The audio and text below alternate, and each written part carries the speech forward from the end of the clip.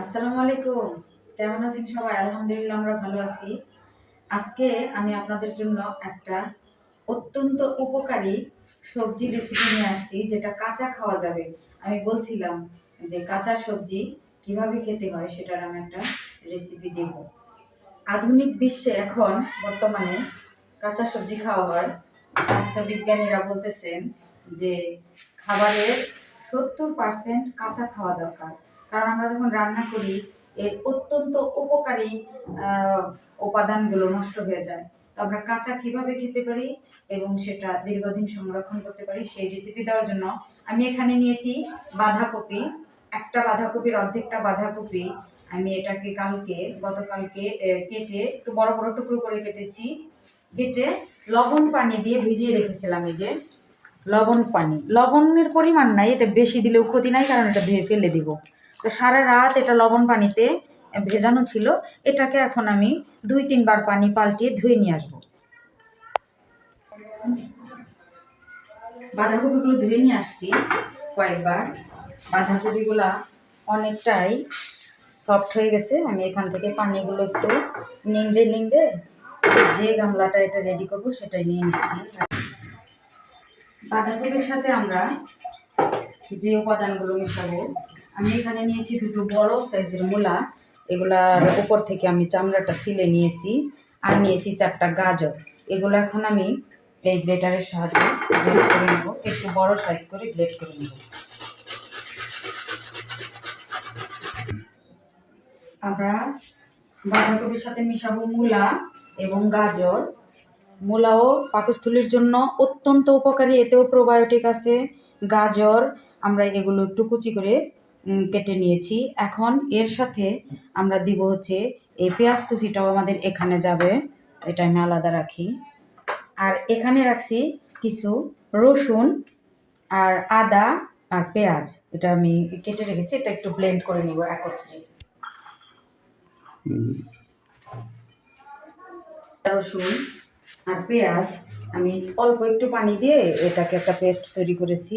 এটা এখন বাঁধাকপির উপরে দিয়ে দিব।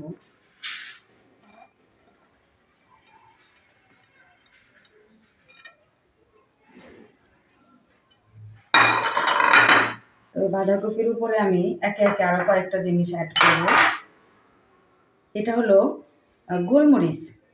গোলমরিচটা স্বাস্থ্যের জন্য খুবই ভালো। এটা আমি একটু ক্রাশ করে নিয়েছি, এটা দিয়ে দিব। এখানে তিল, সাদা তিল একটু হালকা ভেজেছি 1 মিনিট। তারপরে এটাকে আমি একটু ক্রাশ করে নিয়েছি, এটা দিয়ে দিব।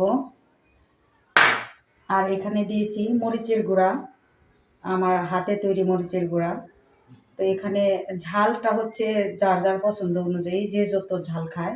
তা আমি একটু কমই দিয়েছি, তবে এটা অনেক ঝাল খাবার। কোরিয়ান ডিশ, এটা হচ্ছে একটা কোরিয়ান ডিশ, তারা প্রচুর ঝাল খায়। তো এখানে আমি এই উপাদানগুলো দিব এবং তার সাথে দিব পিঙ্ক সল্ট, মানে সৈন্ধব লবণ।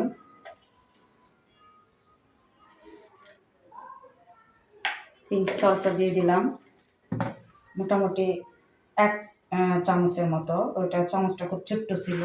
তো এর সাথে আরেকটা উপাদান দেব, এটা হচ্ছে একটু ভিনেগার দেব।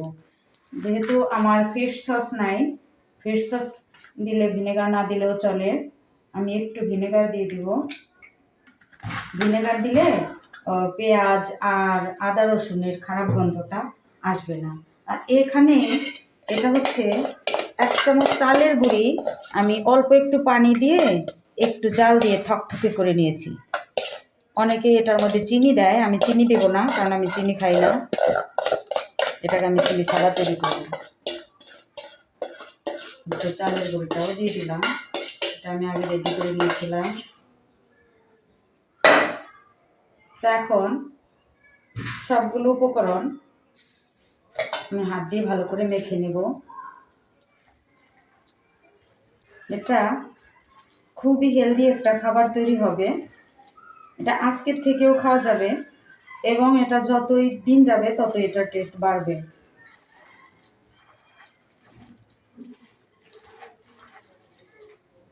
আমাদেরকে স্বাস্থ্যবিজ্ঞানীরা বলেন যে নিয়মিত প্রোবায়োটিক খেতে।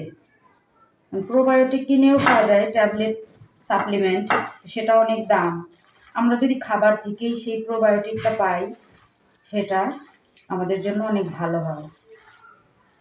এটা খেয়ে পেটও ভরবে এবং প্রোবায়োটিকের কাজও করবে।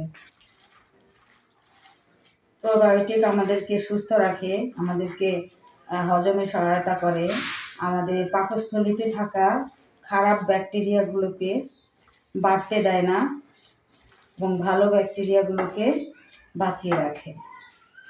এটা মেখে নিয়েছি। এরপরে আমি এখানে দিয়ে দিব পেঁয়াজ, কুচি করা পেঁয়াজ। পেঁয়াজ অ্যান্টিঅক্সিডেন্টে ভরপুর একটি মশলা জাতীয় খাবার। এটাকে কাঁচাও সালাদ হিসেবে খাওয়া যায়, তবে যাদের হজমে একটু সমস্যা আছে তারা কাঁচা পেঁয়াজ না খেয়ে এইভাবে যদি ফার্মেন্টেড করে খায় তাহলে সেটা স্বাস্থ্যের জন্য ভালো হয়। দিয়ে দেব গাজরগুলো এবং কেটে রাখা মূলোগুলো, সবগুলো দিয়ে দেব। দিয়ে এটাকে এখন একটু ভালো করে মেখে, আমি খুব ভালো করে সবগুলো সবজি মেখে নিয়েছি মশলাগুলোর সাথে। এখন এটা রেডি হয়ে গেছে। এখন থেকেও এটাকে খাওয়া যায়, তা আমি এটাকে খাবো না। আমি 2 দিনের জন্য এটাকে বাইরেই রাখবো। একটা কাচের জারে এটাকে আমি ভরে নেব, বাইরেই রাখবো 2 দিন, এবং 2 দিন পর থেকে এটা আমি ফ্রিজে সংরক্ষণ করব।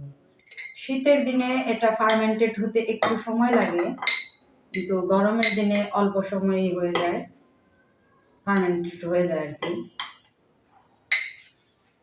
এইভাবে কাচের কৌটোগুলোতে আমি ভরে ভরে ওগুলোকে সংরক্ষণ করব, এবং যখন যতটুকু প্রয়োজন হয় বের করে সেটাকে নর্মাল করে আমরা রুটির সাথে, ভাতের সাথে, খিচুড়ির সাথে, যে কোনো খাবারের সাথে এটাকে খেতে পারবো। এটা অত্যন্ত খেতে ভালো লাগে। এটা যত দিন যাবে ততই এটার মজা আরো বাড়বে। আমরা নিয়মিত এটা খাই, এটা খুবই পাকস্থলী বান্ধব।